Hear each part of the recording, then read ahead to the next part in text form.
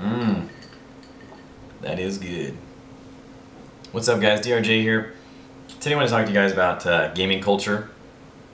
So, two things before I get into this. Number one, I've done a few takes on this and it's run over, which is frustrating, but also good because it means I have a lot to talk about.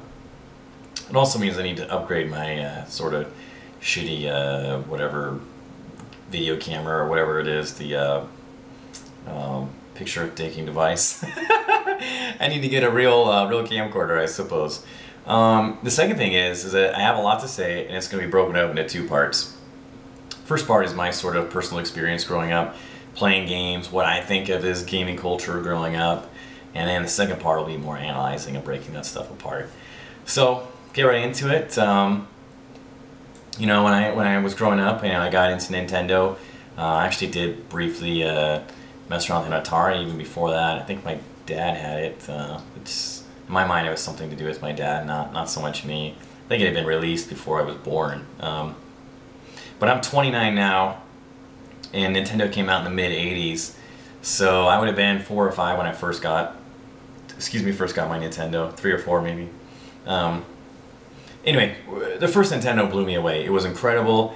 Some yahoo run around stomping on dudes that vaguely resemble toadstools, smashing his head through blocks, and fireballs. Dear Lord, the fireballs. I mean, how cool is that? I used to go to bed every night and just pray that I had a dream where I was throwing fireballs just like Mario. That said, even at that age, you know, maybe in a few years, maybe a few years later, but even at that early stage in video game development,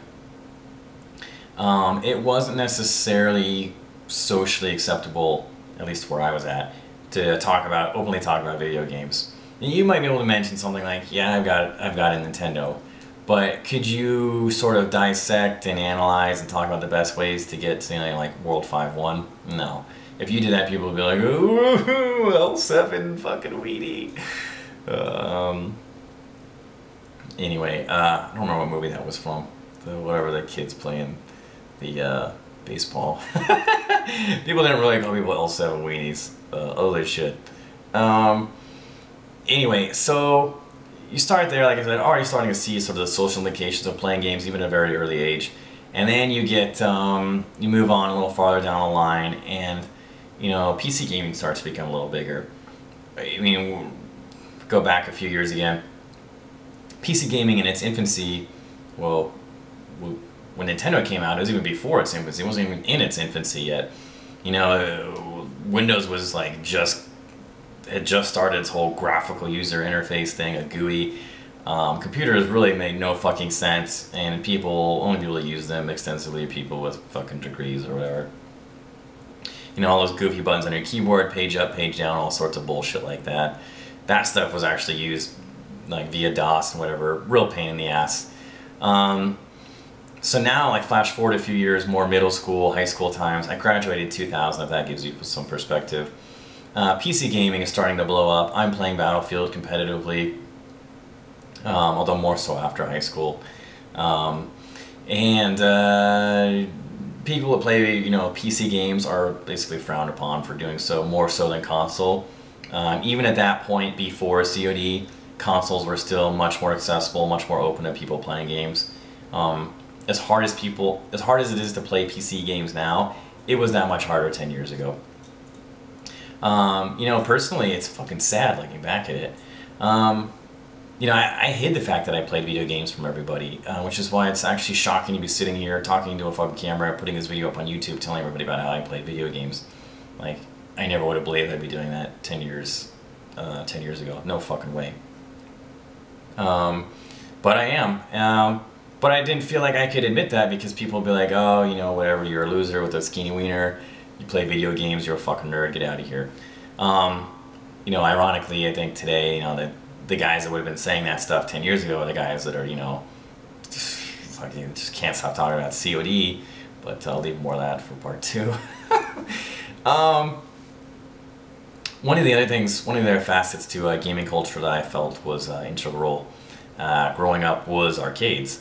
Arcades I thought were really, really cool, and something that's too bad that I think most gamers don't get to see today. Fighting games like Mortal Kombat, Street Fighter, Killer Instinct were huge, and on like a popular night at the arcades, you might have 30, 40 people waiting there to play. You know, they sort of throw their quarter on the screen, and that marks, you know, who gets to play next. It was winner stays, loser pays. So if you won that match, you didn't have to pay again. You know, you saw some dude that had like 30, 40 wins on his record there. He'd been playing for the last couple hours. You're like, Jesus, dude's a fucking ball banger. Watch out for this guy. What was I say? I mean, just arcades were really, really fun. The other thing I think is was a big part of the culture, I suppose, was shit talking. Shit talking obviously probably got its roots, you know, with consoles, telling people how terrible they were. You know, your friend, your brother, your sister are sitting right next to you. And then, you know, gradually as computer games started to become more popular and playing online started blowing up, shit talking took on this whole new dimension, which was you could be, you know, anonymous and tell somebody how god awful and terrible they were. What it meant was that basically instead of like telling somebody that they were not so good, now you can just like full-blown dump truck load on them all sorts of horrific things you would never say to somebody in real life. It was a lot of fun. It was probably like the single biggest part that I miss about competitively gaming. And in fact, we used to joke around oftentimes that the games took a back seat and were secondary to the actual forums themselves. You know, I don't know if I was more excited about going over to the forums and posting afterwards or actually playing the match, which was hysterical. God, it was so much fun.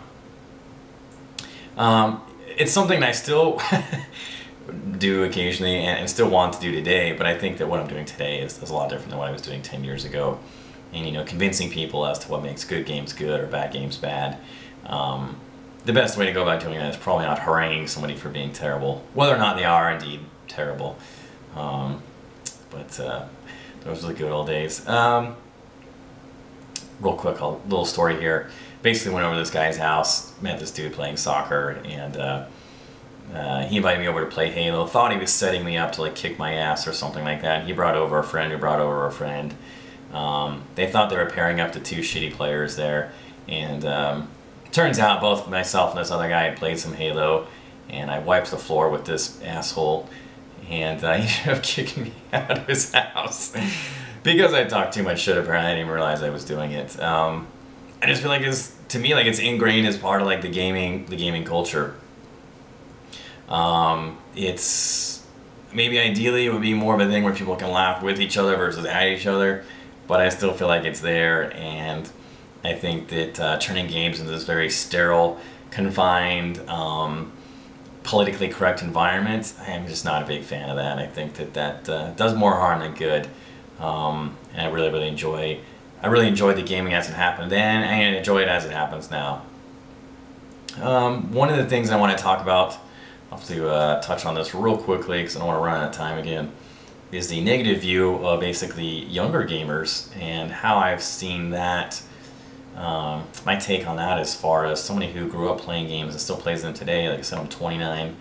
I think the younger gamers in today's day and age have a reputation for oftentimes being the ones that are both the most skilled, as in the only players that can play games are the guys that are still in fucking middle school, and two, are the ones that talk the most shit.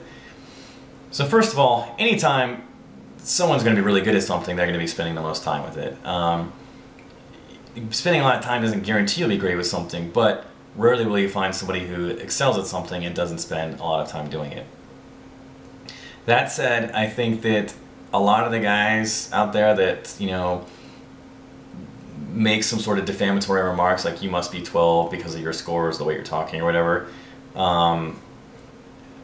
I think that, like I said, as someone who's 29 and playing games as much or more than ever before is simply not the case.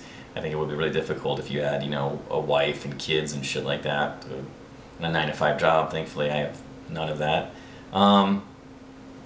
But I think that what I see happening, at least on my YouTube comments, is, you know, I see very thoughtful, very insightful, well thought out comments, people talking to each other, responding to each other's questions, and especially the messages that I get to. I know the majority of my YouTube subscribers are probably still somewhere around the high school age, either going in, inside, getting out, somewhere around there.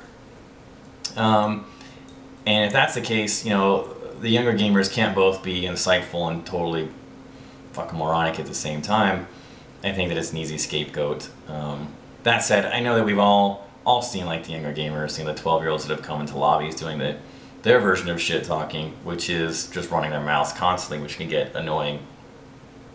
But I think that they're the exception rather than the rule. And like I said, I think that my experience has been very positive thus far with younger gamers, and I think that one of the dangers of growing older, I think, is actually discounting what younger people have to say, or being like, oh, you're too young to know what the fuck it is you're talking about.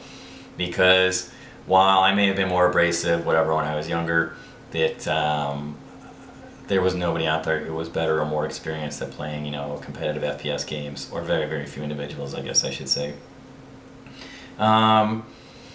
Anyway, I think I'm going to cut it off here for now with that, and then in the second part, like I said, I'm going to talk about, I think, how COD has affected not only gaming, but especially specifically gaming culture, what it means to be a gamer, and where we're going in the future. So stay tuned.